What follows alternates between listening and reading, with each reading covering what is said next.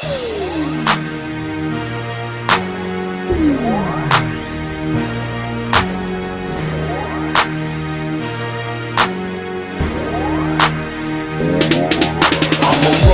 slave, runaway slave. I'm a runaway slave, runaway slave. I'm a runaway slave. Jehewty, may you come in peace. Welcome and greetings. I'd like to thank Dr. Butler and the other individuals who had a hand in making this occasion possible. I am flattered and honored to address the African community in Chicago and to address especially those members of the National Black United Front in Chicago and the members of the Association for the Study of Classical African Civilizations. Thank you so much for this opportunity. First of all, I would like to bring you greetings from some of the organizations I represent. The Center for Inner City Studies, which is a part of Northeastern Illinois University in Chicago. We provide an undergraduate and a graduate program. We consider ourselves at the center to be pioneers in the African-centered curriculum. We've been teaching an African-centered curriculum for the last 25 years. Also, greetings from the Kemetic Institute, which is a research and educational outreach organization that has about 30 young African-American members who we feel are really dedicating their lives to a serious project. Also, from the Temple of the African Community of Chicago, where we celebrate the restoration of African spirituality, hopefully authentic African spirituality. And finally, from the ASCAC family, we feel that every African in the world ought to belong to the Association for the Study of Classical African Civilizations, because its basic mission is the restoration of African civilization, and that ought to be in the interest of all African people. It was requested that I address the topic intellectual warfare, and in a fashion I hope to address that concern. I've been interested in the intellectual warfare since I found out that I was in it for the last 25 years. The intellectual warfare that I am referring to is what I consider to be the greatest challenge to African people throughout the world, and that is the challenge that was raised more than 2 centuries ago when the Europeans began their atrocity against African people in the sense of creating and fabricating the doctrine of white supremacy. And for the last 2 centuries, African thinkers and African leaders have been engaged in that awesome struggle. And I would just simply like to point out that we believe now that we are at the top of the hill and on the way down. We feel that we have really overcome the major obstacles to dismantling that theory and practice of white supremacy. What I would like to do in this talk is to, first of all, just simply focus on that, on the present phase of that campaign, what we may call the African-centered education battlefield. And then I would like to review the fabrication of white supremacy in a kind of historical outline. And then I would like to revisit the battle plan that is now over 200 years old, that has been waged by African leaders from generation to generation. And finally, I would like to make some comments on the state of our project today. I'd like to begin by recalling the great event that happened in 1976, because this month we celebrate the burial of Steve Biko. who were so much involved in the revolt of the Soweto children in 1976. Because those children sort of framed the tone of the current phase of the battle from the African standpoint. Because those children refused to be taught in the language of their oppressor. And thus they began to revive the active warfare against white supremacy in South Africa. And even though many of those children gave up their lives in that struggle, and eventually their leader, their inspirational leader, their teacher, Steve Biko, was murdered as a result of that great renewal of the revolutionary struggle in South Africa, it is an event that, that really advances the project of our war against white supremacy. Because that event was a worldwide event, even though it occurred in a suburb in South Africa, even though it occurred to a relatively small fraction of the total African population, it is an event that affected every African in the world, and we have to understand that. And it is an event that is connected with the whole history of the 2,000 years of oppression and misery that we have been suffering as African people. The black students of Soweto decided that they were going to revive the revolution that had been sort of stalled after the incarceration of Nelson Mandela. And what we can say about the release of Mandela a few years ago is that the primary reason for his release is that event that those children participated in, by raising the cry of black freedom in terms of the freedom of the African mind, in terms of the dismantling of the intellectual atrocity that Europeans had waged on African people. And that movement itself in Soweto had been inspired by an event that had occurred 16 years before here in the United States, in the African diaspora. Because in 1960, when the black college students began that massive revolt against the segregation system here, of which the apartheid system in South Africa was an echo. When they started that awesome revolt, they called the attention of the African world to the necessity to begin immediately to dismantle the apparatus of white supremacy. And those students went from February of 1960 throughout that year. They went from sit-in, trying to integrate restaurants in the South, all the way to voting rights campaigns.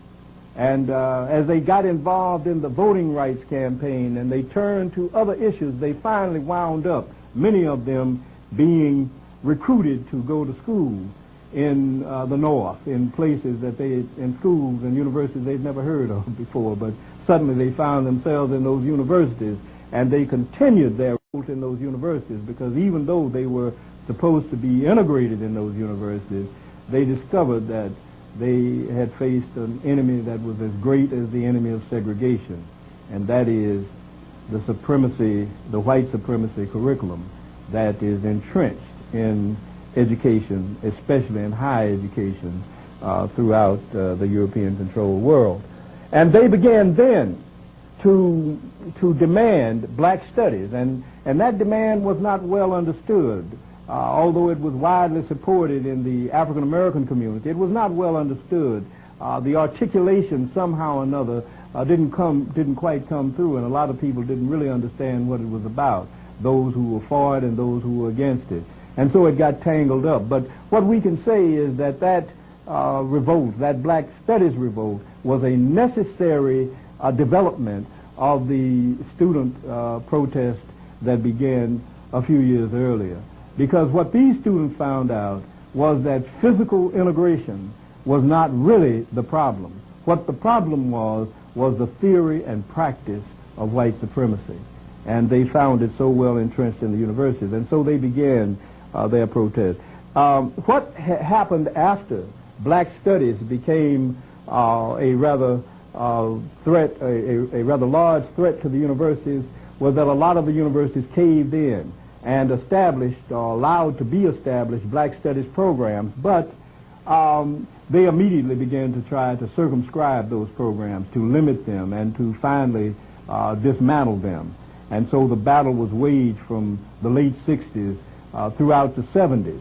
And it was in the 80s that a new phase of that struggle began to emerge. We now call that the African-centered education movement, because as black studies got into trouble, and as more and more of the students and the African leaders and African thinkers began to get involved in the battle, we began to realize that we had a major warfare on our hands, and it involved a rethinking of practically everything that we had been trained to think. And so we began to develop what later came to be called the African-centered mode of thinking.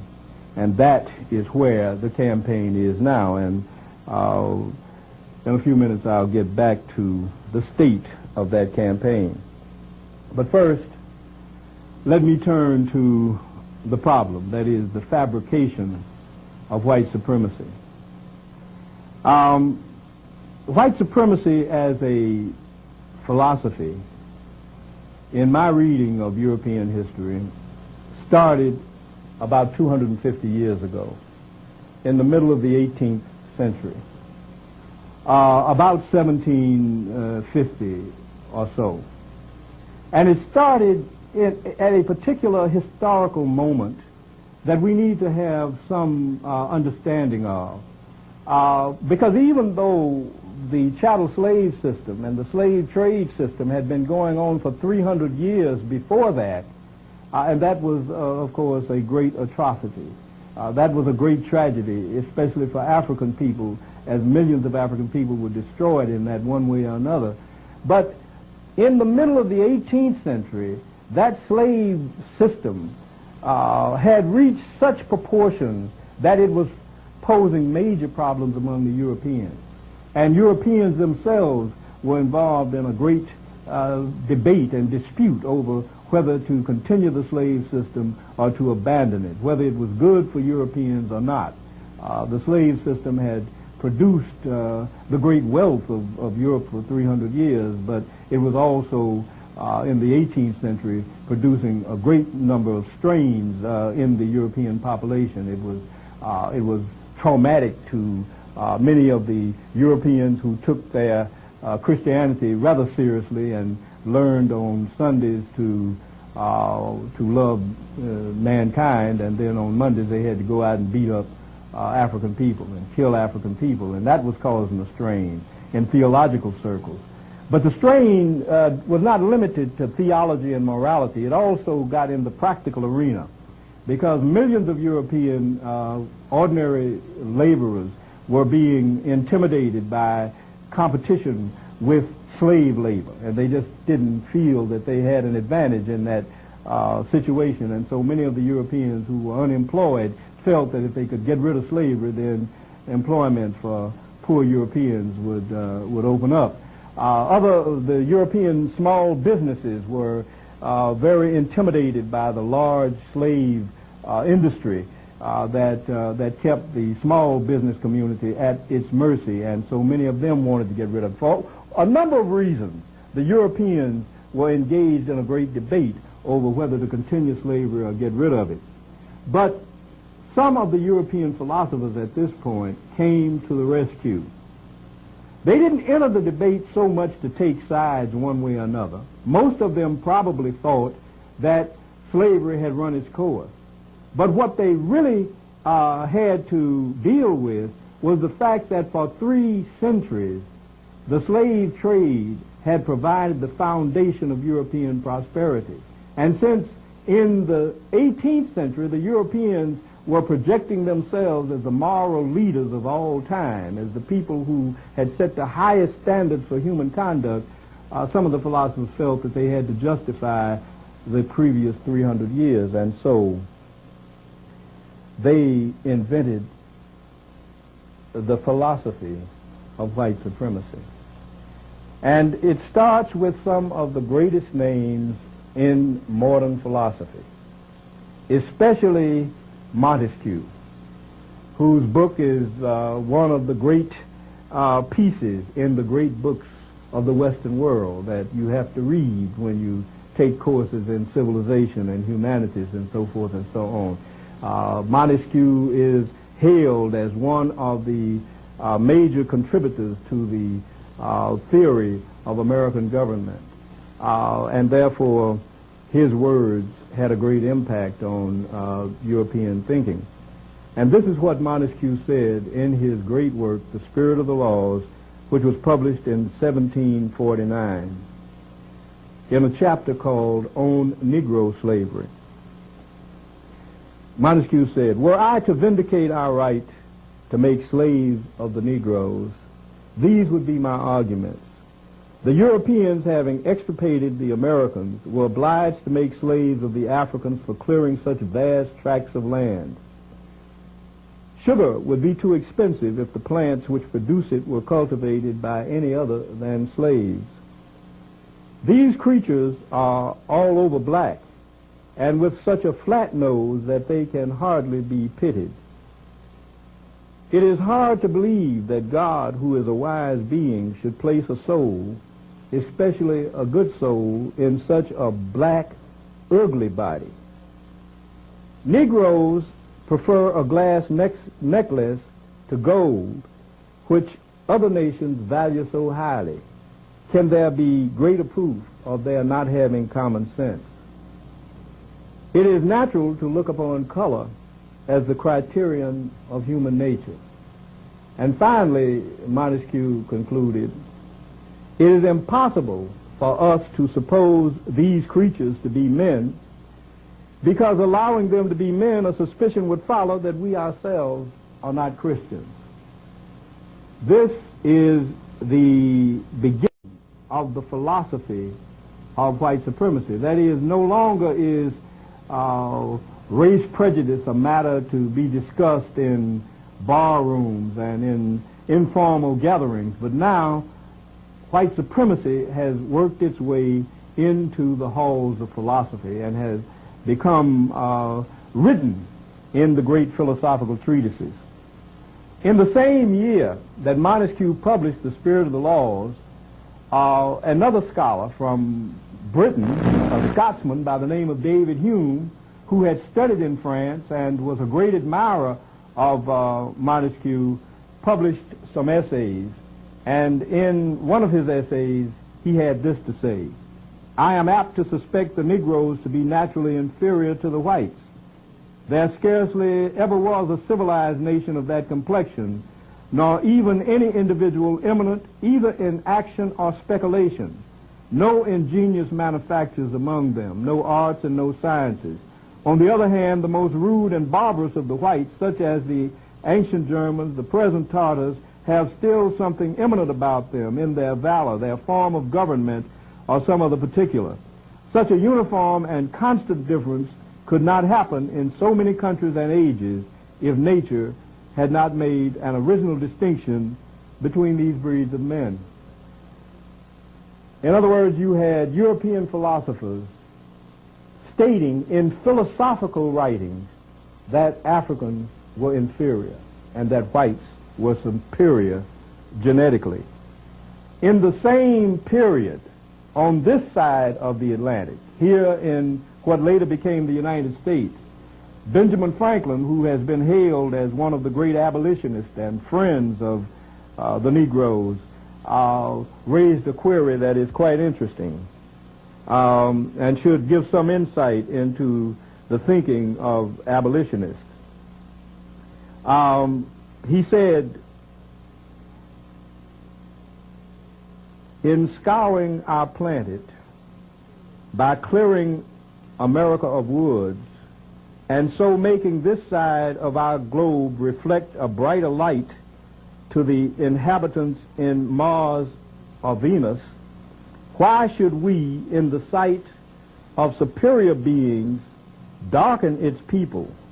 Why increase the sons of Africa by planting them in America, where we have so fair an opportunity by excluding all blacks of increasing the lovely white? That's Benjamin Franklin in 1750.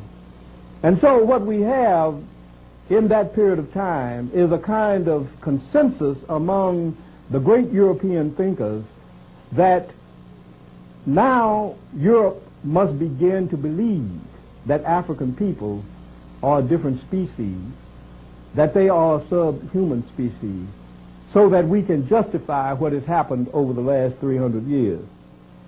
There was one major problem with that theory at that time, and that is the whole concept of antiquity.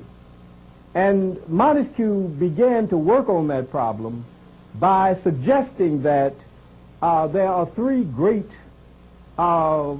developmental phases of human society. The first is what he called savagery. The second is what he called barbarianism, and the third is civilization. And according to his theory, the Europeans were the only people in the world who had arrived at the stage of civilization by their own initiative. All of the other people of the world were somewhere lower on the ladder of social development, and therefore the Europeans had to go and pull them up even against their wills. And about Africans in that regard, he said this: the greatest part of the people of Africa are savages and barbarians. They are without industry or arts. They have gold in abundance, which they receive immediately from nature.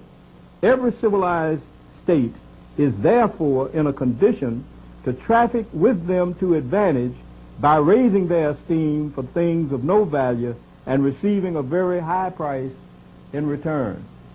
This is clearly designed to justify the exploitation of Africa, its people, and its resources. That was the major reason for the philosophical project in the first place, to justify the prosperity of Europe on the basis of the suffering of African people. And so Montesquieu sort of laid it out.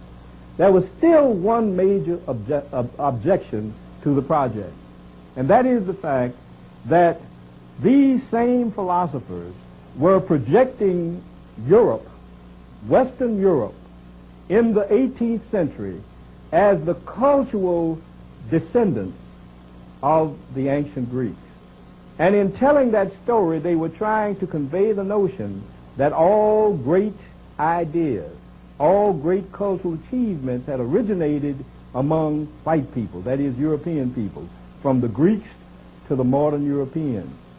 The problem with that image that they were trying to build, that reconstruction of history that they were trying to forge, was that these very ancient Greeks that they were idolizing had already denied that Africans were inferior.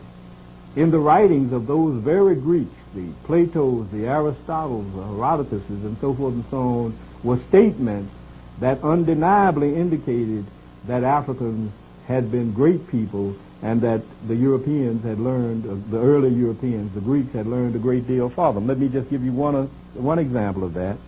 In the Politics by Aristotle, you find this statement by Aristotle: it is no new or even recent discovery of political science that the state should be divided into classes.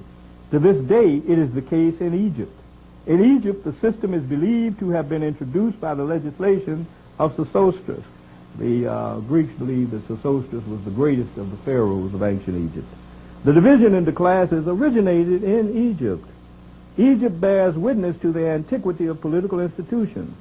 Her people are recognized as the most ancient of all races, and from time out of mind, they have had a legal code and a regular system of government. We ought therefore to make good use of what has come down to us from the past and merely try to supplement its defects. In other words, what Aristotle was saying was that we, the Greeks, who are now trying to develop an intellectual approach to life, got a great deal from these ancient Egyptians who have been wise for so long. And that was the general consensus of the Greek philosophical community, and that's why they went year after year, generation after generation, to study in Egypt. And their writings testify to the fact that it was almost impossible to pass yourself off as a great thinker in Greece in the classical period unless you could prove that you had studied some in Egypt. In fact, some Greeks who hadn't studied in Egypt lied and said that they had been there to impress people with their credentials. That attitude among the Greeks, though, was the attitude of the world in general. You find testimony to that throughout the Old Testament. You find testimony to that throughout the writings of antiquity. Every nation in antiquity that has a literary tradition has some testimony to the great esteem in which the ancient Africans of Northeast Africa were held. And so that was indeed a problem. And that impression, incidentally, was not limited to the ancient world. It extended throughout the Middle Ages. It extended to the very beginning of the modern age. People like Francis Bacon and Isaac Newton, all of them had high opinions of those ancient Africans and their great contribution to world intellectual development. And so it was just in the 18th century that the Europeans suddenly got the idea that somehow or another we're going to have to deny that Africans did all of that. And so they did have a problem. In the early part of the 19th century, that problem was theoretically solved. What made it possible was the 1798 invasion of Egypt by Napoleon Bonaparte.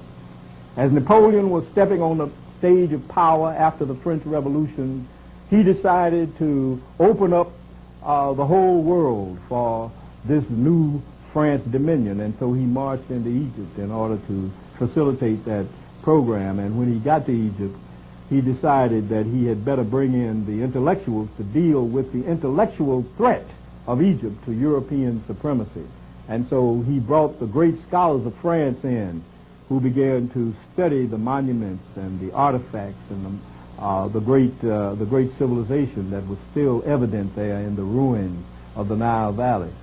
And those intellectuals established the modern discipline of Egyptology, and the Egyptologists then incarcerated the antiquity of African civilization and began to monopolize wisdom about it, and they began to change its image and make it something that it wasn't. But it was Hegel who in 1820 began a series of lectures that were later published as The Philosophy of History, who offered the great solution to the problem. And let me just share with you some of the flavor of his thoughts that he put in the book that is known now as The Philosophy of History. He said the Negro in Africa exhibits the natural man in his completely wild and untamed state. There is nothing harmonious with humanity to be found in this type of character. He further concluded that the condition of Africans is capable of no development of culture, and that enslavement to more advanced Europeans is necessary to the increase of human feeling among the Negroes and is an advance toward becoming participants in a higher morality. It is a phase of their education. And then in concluding his analysis of Africa, he said this: at this point we leave Africa, not to mention it again, for it is not a historical part of the world. It has no movements or development to exhibit. Historical movements in it, that is, in its northern part, belong to the Asiatic or the European world. Egypt will be considered in reference to its western phase, but it does not belong to the African spirit, because what we properly understand by Africa is the unhistorical, undeveloped spirit still involved in the conditions of mere nature, and which had to be presented here only as on the threshold of world history. And thus what Hegel did was to solve the problem of ancient African civilization by denying it. by alienating Egypt from Africa and alienating Africans from Egypt, by asserting in effect that ancient Egypt was not African, although it happened to be on the African continent, and that the people of ancient Egypt were not Africans, although they happened to have been born, reared, and developed in Africa. He provided a magical solution to the problem. And to tie it all up, he asserted that Africans had no history, and therefore you don't have to bother about it in the first place. He tried to wipe history from Africa. He tried to commit the crime of historicide, and that is the destruction of the history of a people. And as brutal as slavery itself is, when you commit the crime of historicide, you not only wipe people out physically, but you wipe their memory from the pages of history. And that is, in the long run, a much more vicious crime. And that is the great atrocity that Africans found themselves confronting in this modern world. In addition to the brutality of slavery, they found themselves confronting the European intention to wipe Africans out of history altogether.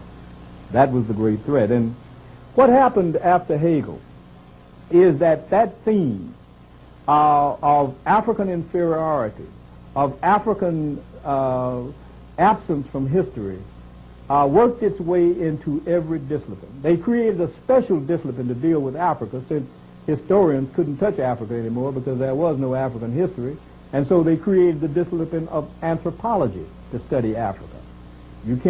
Historians can't study people that have no Africa.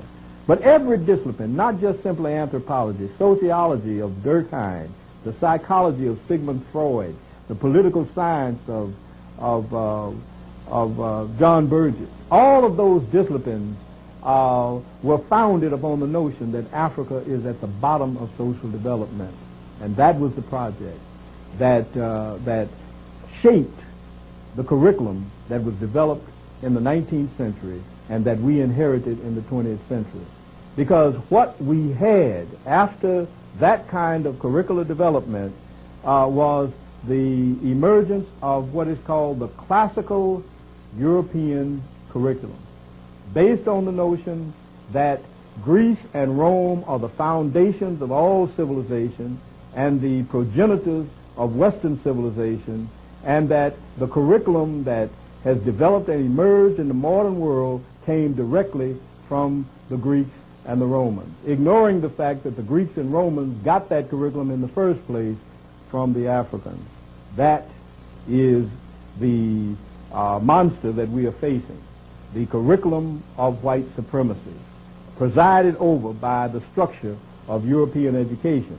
European education not only dominates the education of Europeans, it dominates the education of practically everybody in the world today, even in Asia and certainly in Africa, certainly in the Western Hemisphere.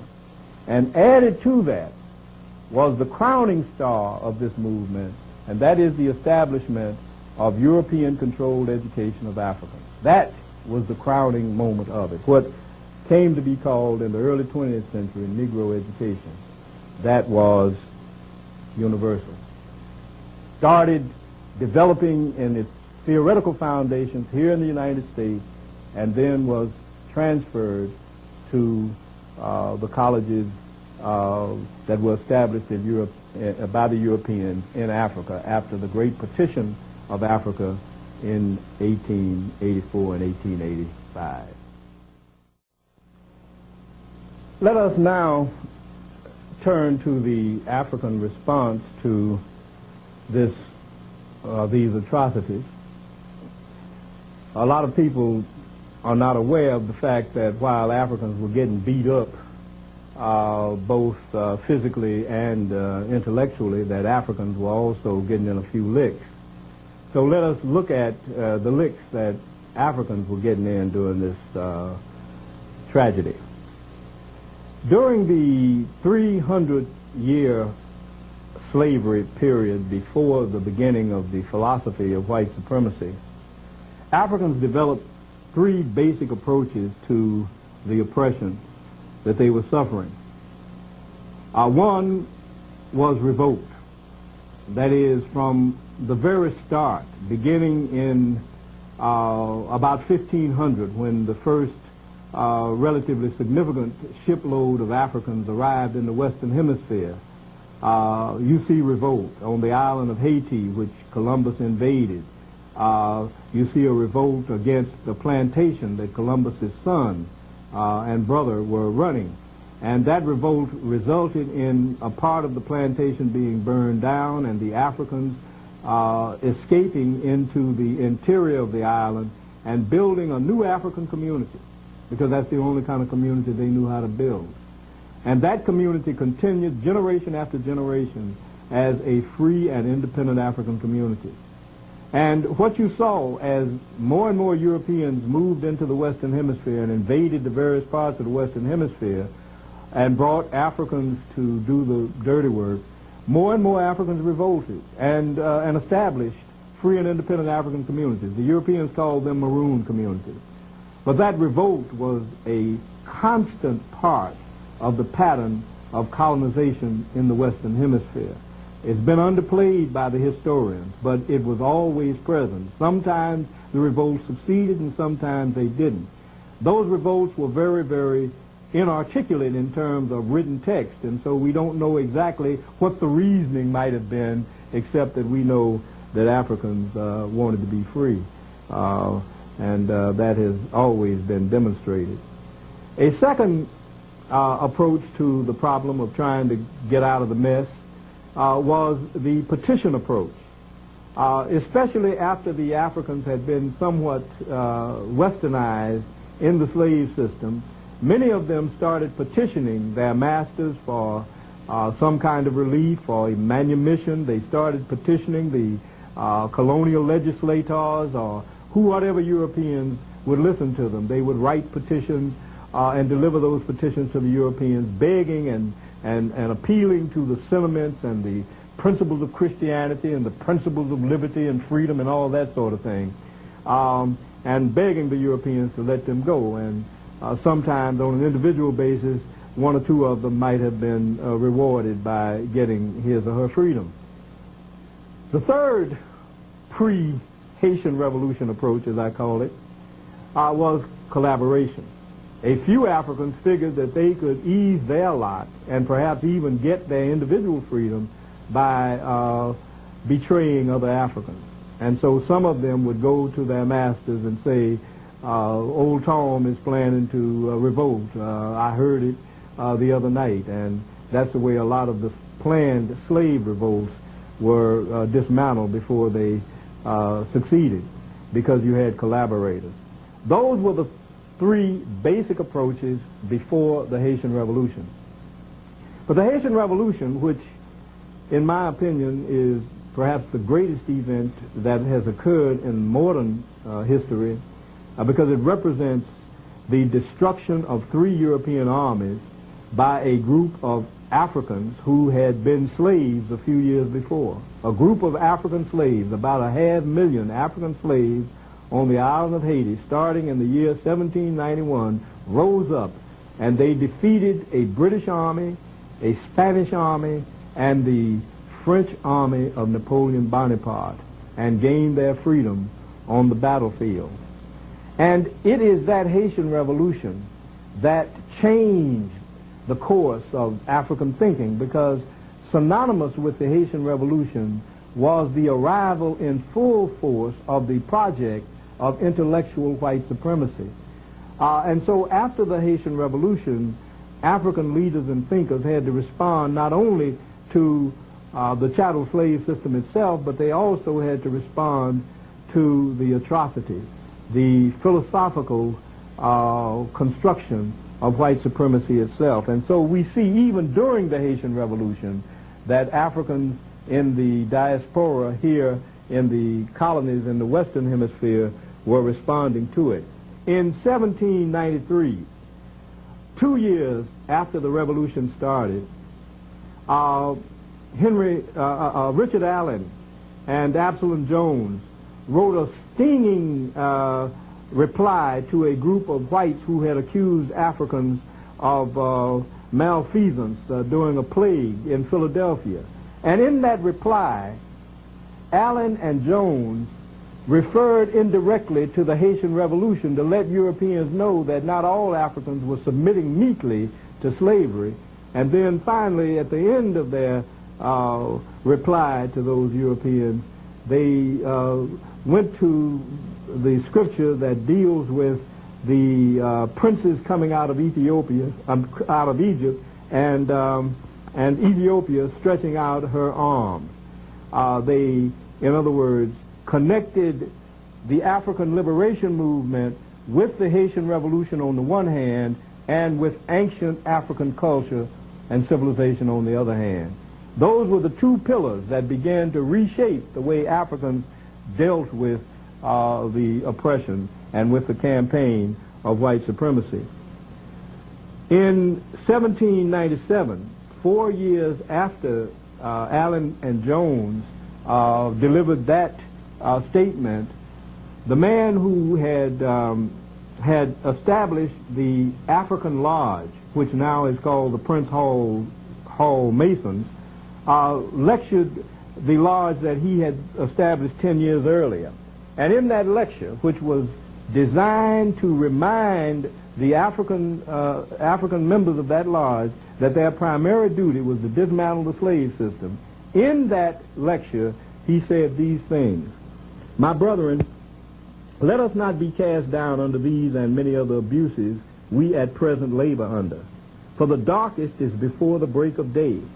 My brother, let us remember what a dark day it was with our African brethren 6 years ago in the French West Indies." At that time, Haiti had not been named Haiti, and so he referred to it as the French West Indies. He continued, "Nothing but the snap of the whip was heard from morning to evening, hanging, broken on the wheel, burning, and all manner of tortures inflicted on those unhappy people, for nothing else but to gratify their master's pride, wantonness, and cruelty. But blessed be to God, the scene has changed." And this, in 1797, it was apparent the Africans were going to win. By 1797, they had already defeated one French army. They had already defeated the British army of the West Indies. They had already defeated the Spanish army of Santo Domingo, and now they were about to defeat Napoleon's army. It was clear that the Africans were going to win that struggle. And so Prince Hall said this: "They now confess," that is, the French had abolished slavery on the island, for example. "They now confess that God has no respect of persons, and therefore receive them as their friends and treat them as brothers. Thus doth Ethiopia begin to stretch forth her hand from a sink of slavery to freedom and equality." Until that time, the idea of Ethiopia stretching forth her arms was interpreted primarily as the Ethiopians are expressing love for humanity. But what Prince Hall pointed out was that that arm now has a sword or a gun in it, and that is the way Africans are going to liberate Africans and destroy the chattel slave system. That was the beginning of a change in the African response, because now the Africans had to respond to the doctrine of white supremacy itself. And so we see in the succeeding periods that Africans began to anchor their protest on the basis of fighting against white supremacy itself. And one of the great leaders in that fight was David Walker. David Walker, who is known for his famous appeal, based his appeal upon the education of African people. David Walker saw that the real problem facing African people was the problem of the enslavement of the African mind. And what the Africans had to do, because of the results of this European campaign of white supremacy, was to liberate their minds. And so in the beginning of his appeal, he provided a teaching that most people who have read the appeal are really not fully conscious of. And that is the teaching that began with his observation that some of my brethren do not seem to know who the ancient Egyptians and the Pharaoh were. And then he says, for the benefit of those, let me assert that the Egyptians were Africans, such as we are. About the same as you see the colored people in the United States at the present day. And then he went on to say that in view of that fact, we have to learn something about it. In his words, he said that African people have to take a retrospective view of the arts and sciences, the wise legislators, the pyramids and other magnificent buildings, the turning of the channel of the river Nile by the sons of Africa or Ham, among whom learning originated and was carried then into Greece. In other words, David Walker realized that this phase of the liberation movement had to include the liberation of the African mind from the atrocity of white supremacy.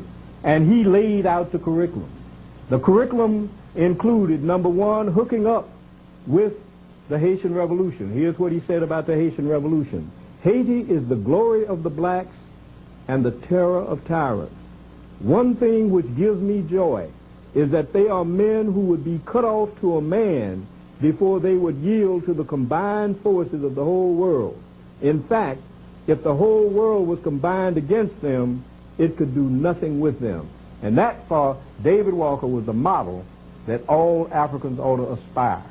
If all Africans could be like the Haitians, who had won their freedom on the battlefield, using at first nothing but the tools that were at their disposal, and then later taking weapons away from their enemies and conquering that country. If all Africans could do that, then slavery would be over. And so he felt that in order for Africans to understand that they can do that, you must also teach Africans about the real history of the world and the place of Africa in history. And you start with the foundations in classical African civilizations in antiquity. That is, the ancient Nile Valley builders. That curriculum that was laid out against the broad American and European curriculum at the beginning of the 19th century was the curriculum that was passed on generation after generation by the courageous nationalist African leaders in this country, in the Caribbean, and finally going to the continent. It's very, very important that we look at the carriers of that tradition. After David Walker, there was Martin Delany, perhaps the greatest thinker in the United States in all time. There was Henry Highland Garnett, one of the most courageous of the African leaders during the pre-Civil War period.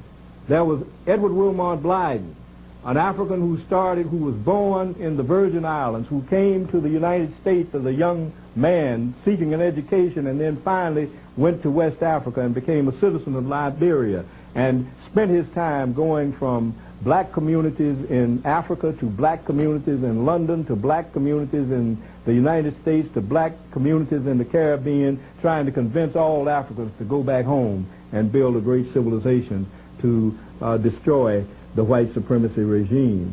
And then there was Alexander Crummell, a man who lived also in Liberia, but who spent his time trying to convince Africans that Africans had to nationalize so that they could overcome the disadvantages.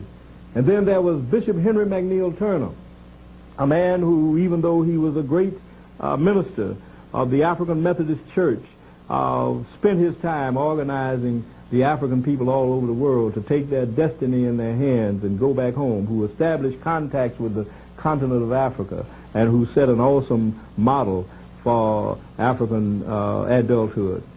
And then, of course, in the 20th century, there was Marcus Garvey, to whom the torch was passed, and even W.E.B. Du Bois, a great intellectual, got in on the passing of this heritage. And Carter Woodson, one of the great teachers who wrote The Miseducation of the Negro, and Leo Hansberry, who established African civilization studies at Howard University in the 1920s, and Drusilla Dunjee Houston, a black woman who wrote a book called The Wonderful Ethiopians of the Ancient Kushite Empire that was a great inspiration to African people in a very dismal period in our history.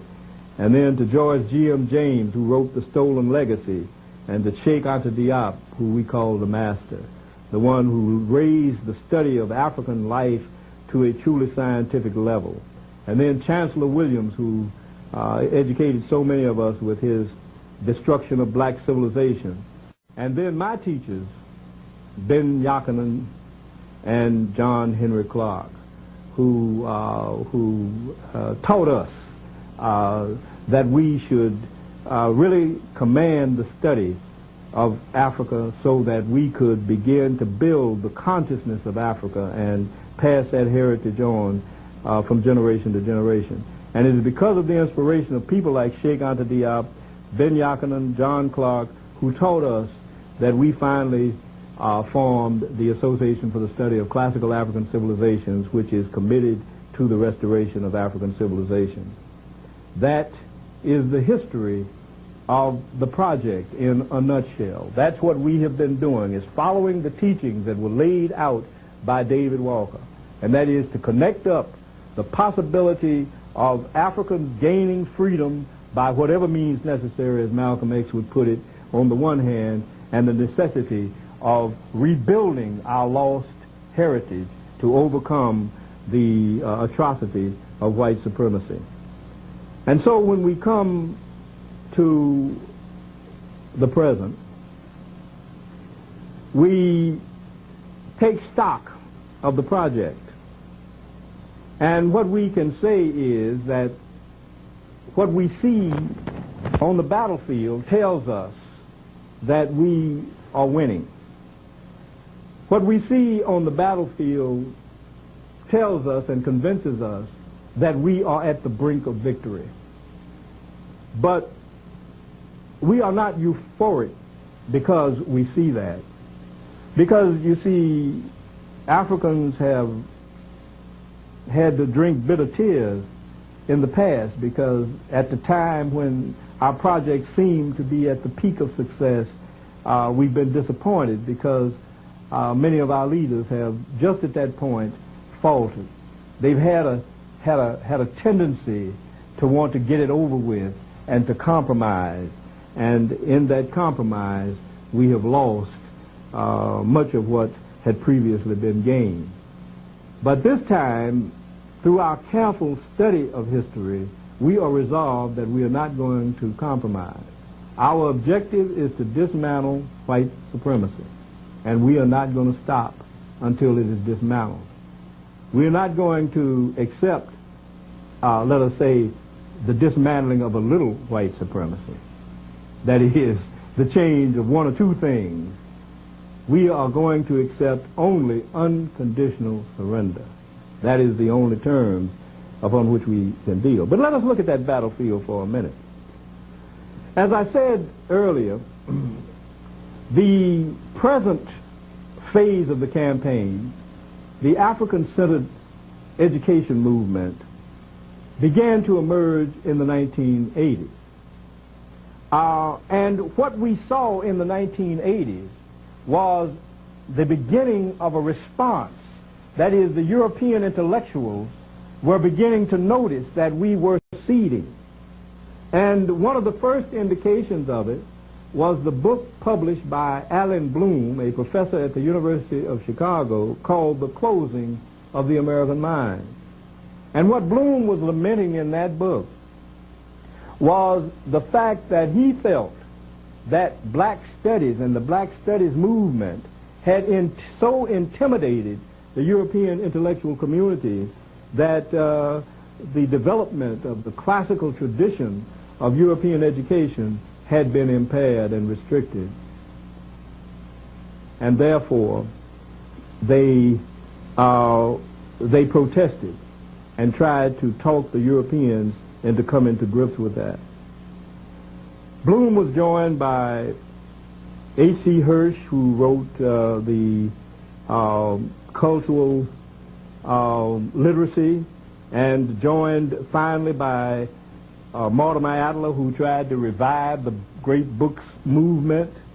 All of these were efforts to stem the tide of what we were doing. That's why we knew we were succeeding. And then finally, a few years ago, Diane Ravitch jumped out with an attack on those of us who pursued the African-centered persuasion. And she was finally backed up when we knocked her out of the box. She was backed up by Arthur Schlesinger Jr., who was supposed to be a great liberal and friend of the Negro. And we nullified him. Then they turned to an attack on Lynn Jeffries. As they turned to the attack on Lynn Jeffries, the European defenders of white supremacy and Western civilization realized that they couldn't win this battle by themselves, and so they have begun to recruit some young African-American intellectuals that they've trained to come out and fight us. And what we would like to do to those brothers and sisters is extend our hands and ask them to leave their masters and come over and join us, because we are on the winning side, and we are on the side that is in favor of all African people. Our movement is succeeding. We have Africans not only in this country, but also in the Caribbean and also on the continent of Africa, talking about African-centered education. We have Africans at all levels talking about African civilizations. And so we know that we are winning, not because the Europeans are fighting. We are winning because the African people are supporting the movement. We have won the battle of the African mind, which is the battle of the 21st century. And what we are doing now is organizing study groups. And we advise all African people to get involved in study groups. When we know ourselves, then we will be able to overcome the last obstacles to our victory.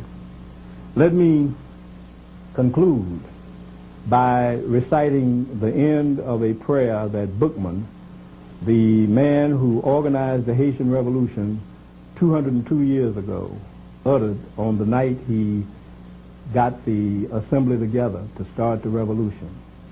On that evening, Bookman said, among other things, "Throw away the image of the white man's God, who has so often brought down our tears, and listen to liberty, which speaks in all our hearts."